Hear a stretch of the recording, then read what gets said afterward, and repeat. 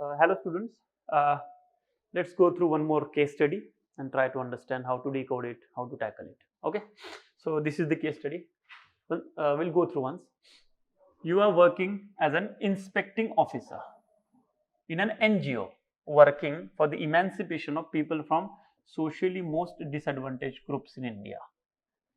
As practical need, also and also requirement of the project, you have chosen people from the same disadvantaged community as volunteers for the project. The project is for the community and the people who are working for the project are also from the community.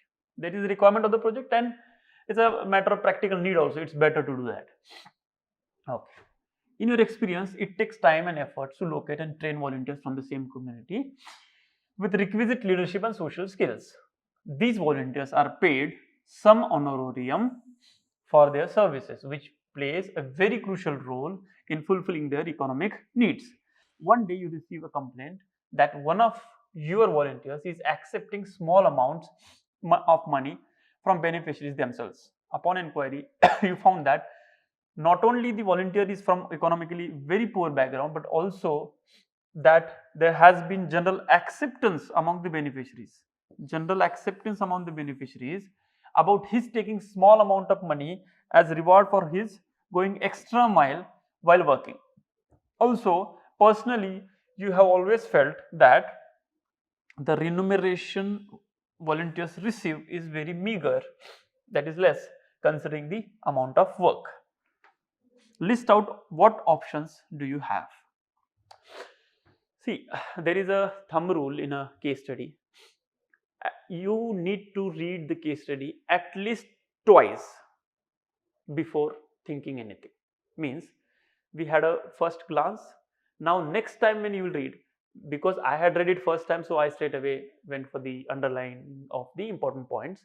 But first you go through it, go to the questions, evaluate the term, evaluate them according to their merits and demerits, demerits, and choose one of the options. Justify your choice. This is a typical set of questions that UPSC also asks. Now, see, you are working as an inspecting officer. So the first and foremost is to identify a role. What is your role? Who are you in this whole picture? Who are you? So you are working as inspecting officer. So when you say inspecting officer, you need to understand the kind of officer who will go on the field, monitor the things, see how things are going, and try to compare the things happening on the ground with our intention, our plan in the headquarter or on paper, and see what are the gaps and how to get rid of the gaps, what are the issues that ground staff is facing, and things like that. So this is generally what an inspecting officer is required to do. Now that to an NGO, so it's a non-government organization. So when we say non-government organization, any organization who works in the social sector but not funded by the government directly. NGO, why it is called NGO? Let me digress a little bit. Why it is called NGO? Why it is not called private organization? Because it is also a private organization in a way, not government organization. So that is mainly because of the nature of its work. When we say NGO, the literally means it is not a government organization, but does the work of the government and works on zero profit for the promoters. So what is the work of the government? Social sector, law and order, and things like that. All the any of the government development asset, developmental work, welfare work, so many other works that law and order the government has to do. This particular organization tries to do, but not under the government. That's why it is called NGO. Okay. So generally it is a social sector organization working for emancipation of people from the socially most disadvantaged groups in India. Now here in case study there is a trick. Whenever something like this which is very clear they have used, it's better to assume, like we in maths we assume, no? Assume some practical example. Like for example, assume SCs here, yeah, STs. Why? It is better to, because generally whatever case studies UPSC also asks, they are not absolutely coming from the out of the blue. They are not coming from some other grah, other planet. So it is better to assume, because then it becomes easy to connect things and try to grasp the actual issue, actual situation that they are trying to depict in that case study. So, socially most disadvantaged groups means in India it is SCs and STs. You can say women, but it is better for further this thing understanding as a practical need, and also requirement of the project. That's okay. So here it's a need, also practical need, and it is also a requirement of the project. So as an inspecting officer, you cannot change this fact that you have chosen people from the same disadvantaged community as volunteers. So you chose some of the well-educated and youngsters. Those can be trained properly for this particular project.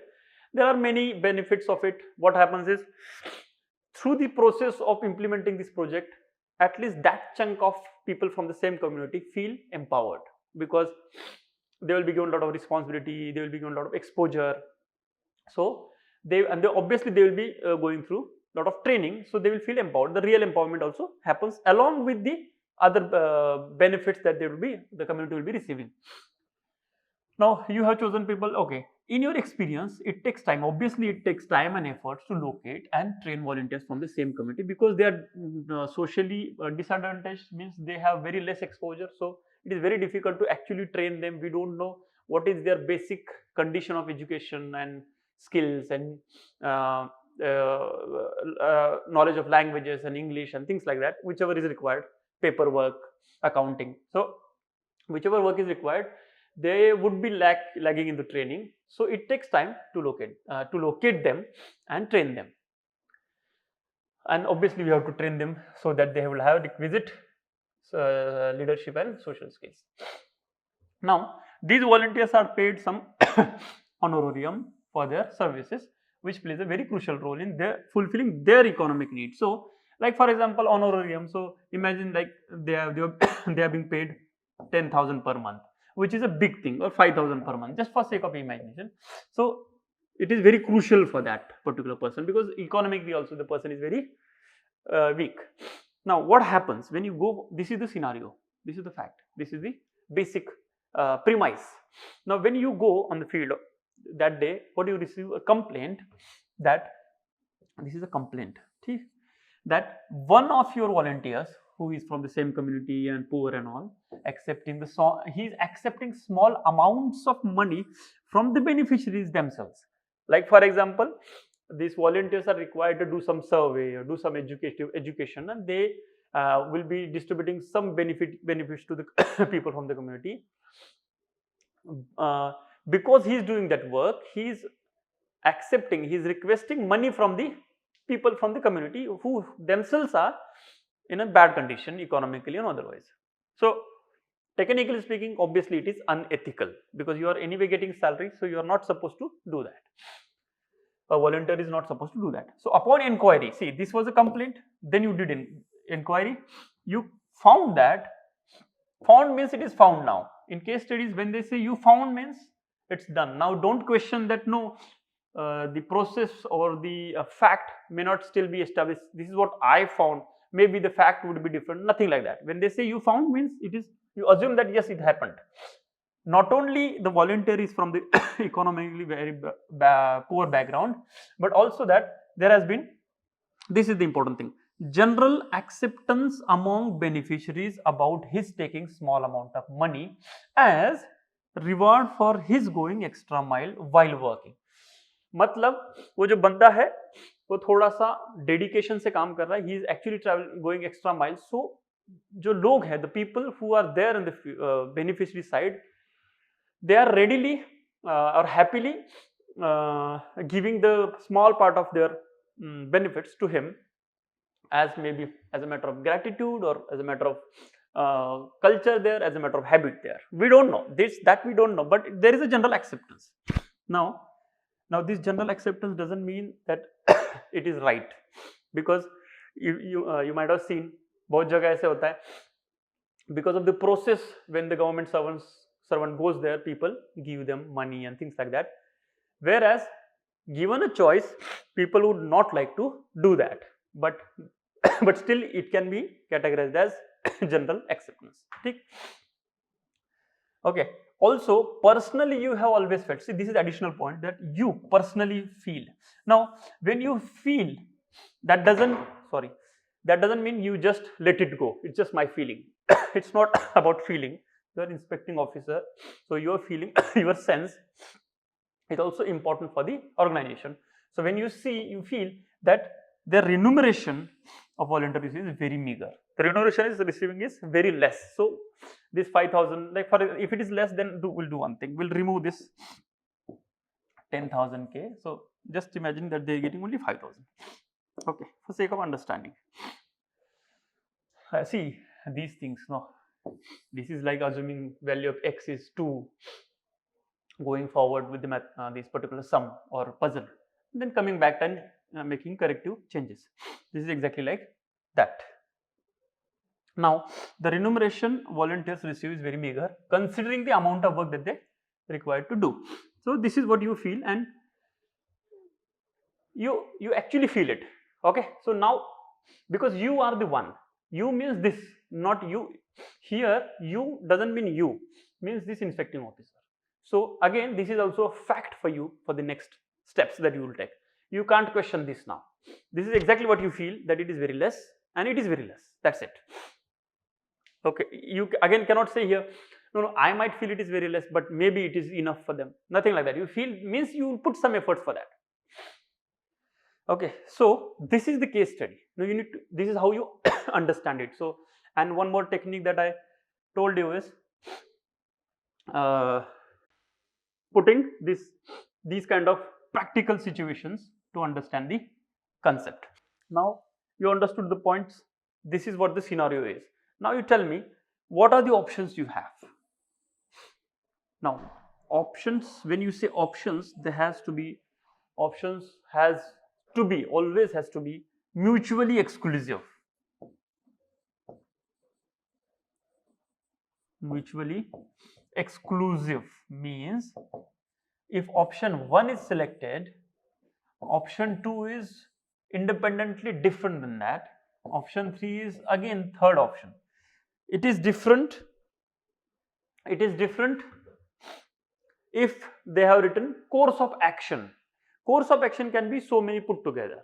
It might be conflicting course of action also, but it can be part of the same course of action or phases or steps you take. But options has to be mutually exclusive. So what can be mutually exclusive? See, first and foremost, it's unethical. Just kind of remove him. Second option is don't do anything, as if like don't do anything. Or third option is reprimand, like warn. So if you see, this is like two extreme actions and the third action.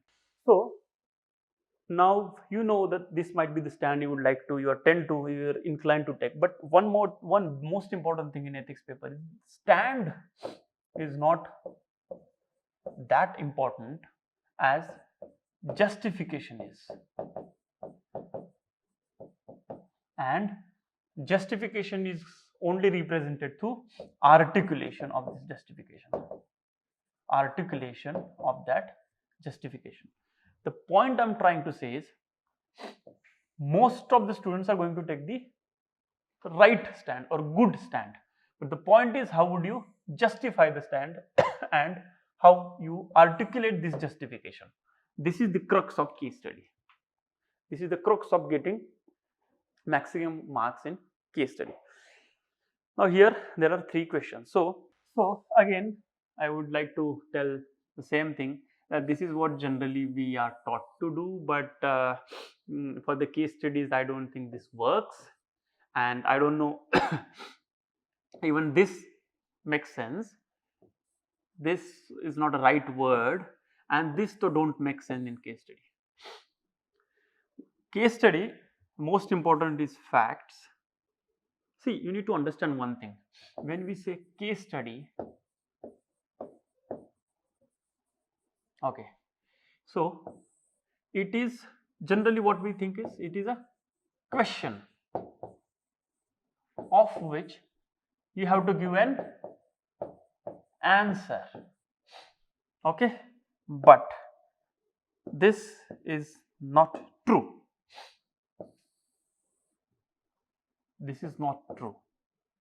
It is a situation to which you have to give a response.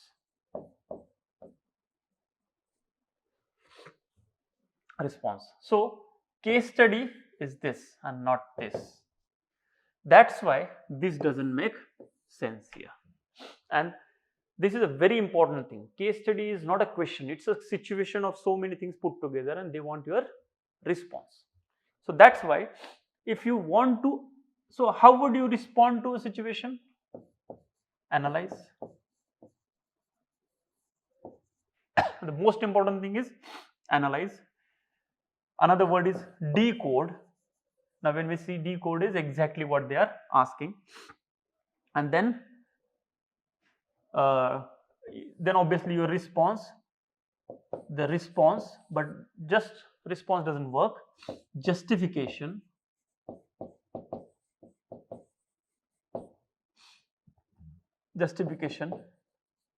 and obviously articulation of that justification. How would you put it?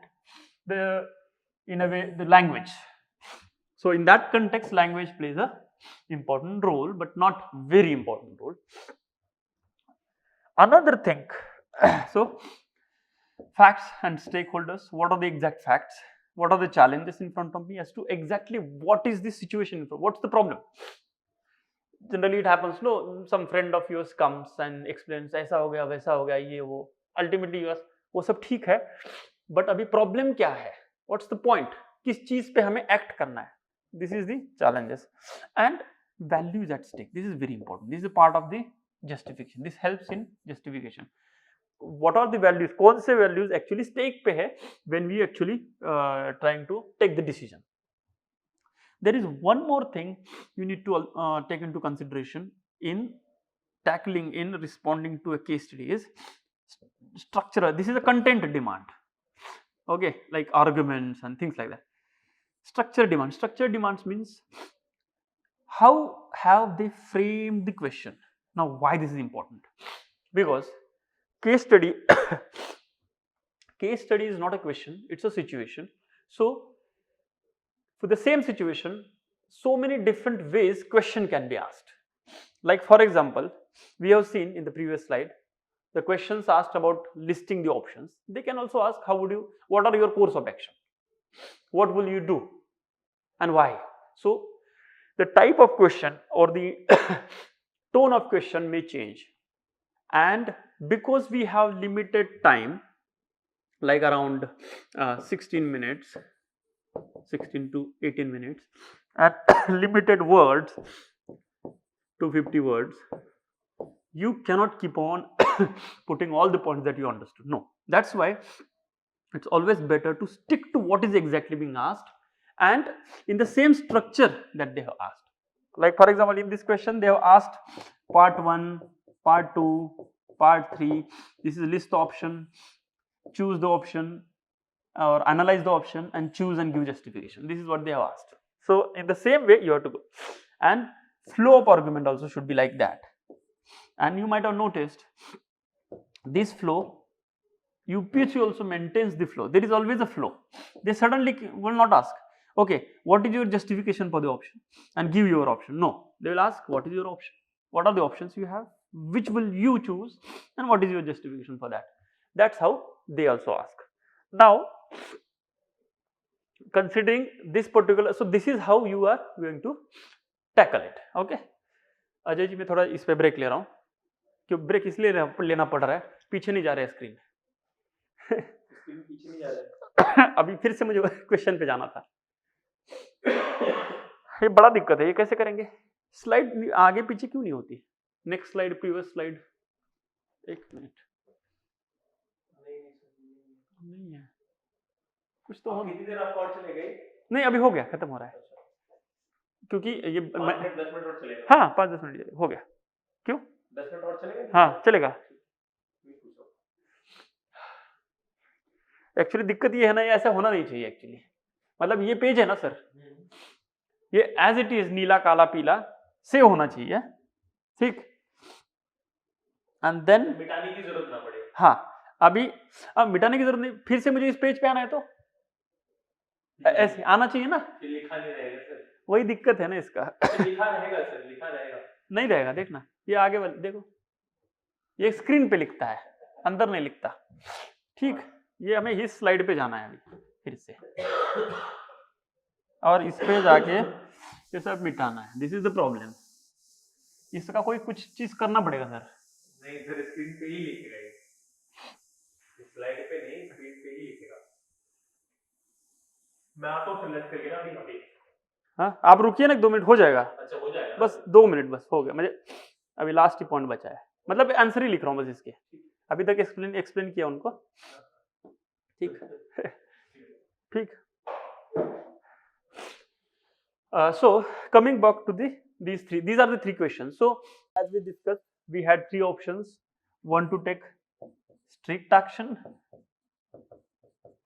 another to take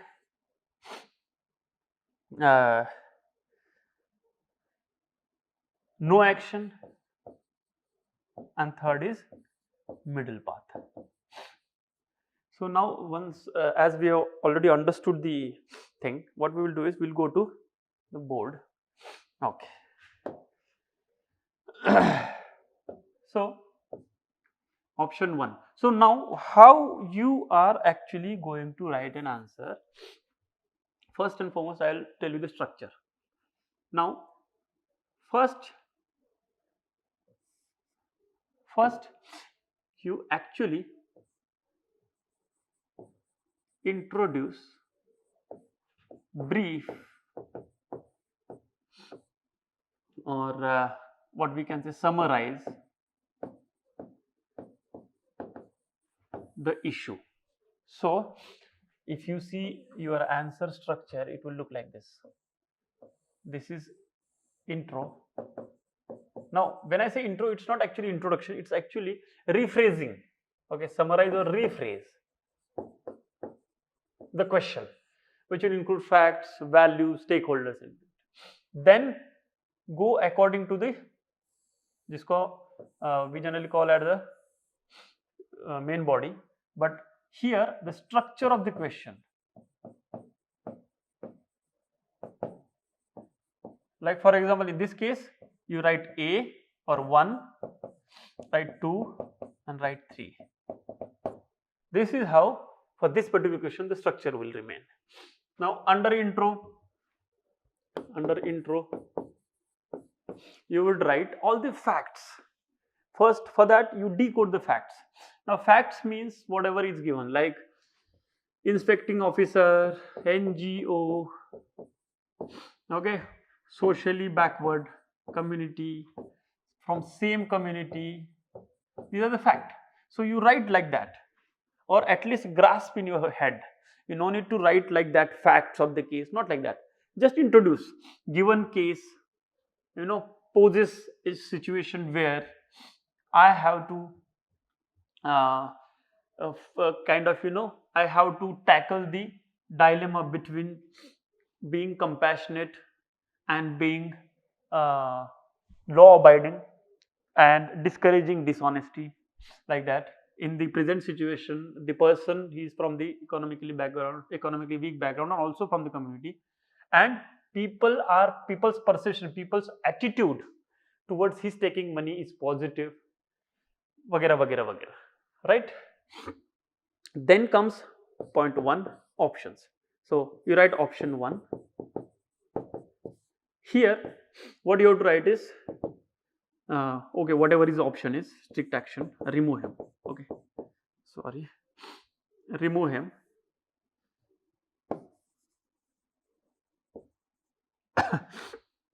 Why? Now whenever option is written, whenever in case study justification is required, try to write as maximum as possible values, ethical, moral values. Like for example, if you remove, what value you are talking about? You are talking about integrity, obviously corruption. You are talking about dishonesty, like discouraging dishonesty. You are talking about sending a right message so that efficiency remains, so that further behavior is not encouraged like that. These things. And then you write your argument along with this justification. And when you are writing this, try to justify that in that way. And then comes in the same paragraph negative, merit demerit इसको हम बोलते हैं. Generally in UPSC also sometimes you might have seen they clearly ask what are the merits of this option and this is the demerits of this option. So demerits, what will happen? You are not compassionate enough. You are actually compromising on the efficiency, because suddenly work will stall, because if he is the star performer, work will stall, efficiency will go away, and the beneficiaries that would have got benefits because of him will lose their benefits. So it will stop the flow. But it is standing against integrity and honesty and things like that. So you analyze these two things, but the most important thing is use values, keywords. When I say values, I mean keywords. You have to use it, then only the message goes. In the same way, you write second, option 2, not second, sorry, just option 2.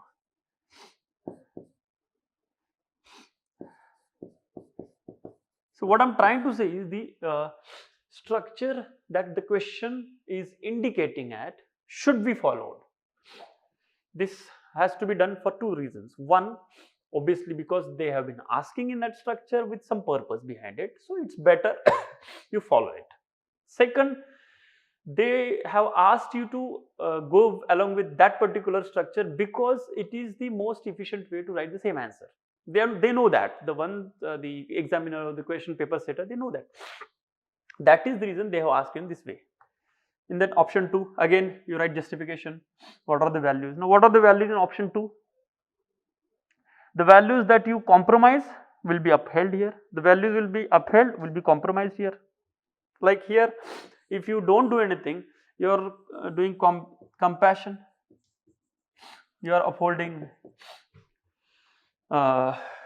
compassion, then you are also upholding efficiency, then you are also upholding continuity of the work. It won't stop. And because you are not doing, you can do one thing. In all the three options, what you can do is send a request to increase the salary. This will be part of all the options. You can write it there, or you can write it in the last, a kind of conclusion paragraph if you want to write. Okay. ठीक. And then option 3 is mix of these two. You warn him, let him know that this won't be pardoned, but also don't take strict action because he has not done upfront corruption, because he is doing he's going extra mile, he's working more, and there is a general acceptance among the people. Yes, we can ensure as to is it how much acceptance is there, are there any critical voices against him. If that is the case, then you need to take care of that. So that will be part of the third option. And then when you choose the third option, as a matter of justification, along with these things, all things summarized together, you write how this particular option is going to help me to continue the work, to also take care of the ethical values in the question, like integrity and things like that, and how also taking into consideration the compassion and not harming the person because he is hardworking anyway. It depends, and it depends. Some people can take strict action as this thing because they particularly want to continue with the strictest action because no compromising, uncompromising integrity. So it depends on you how you justify it. if I would have justified it, I would have gone with option 3. This is what I have also mentioned in the model answer that you will find in description. So this is the way this particular case study can be tackled. If you have any questions, you can write it into the comments, or you can contact to our Level Up IAS team. They can connect you to me, and answer is, as I said, answer is there in description. Thank you. Hit the bell icon to never miss an update from Level Up IAS. Make sure you like, share, comment, and subscribe to our YouTube channel.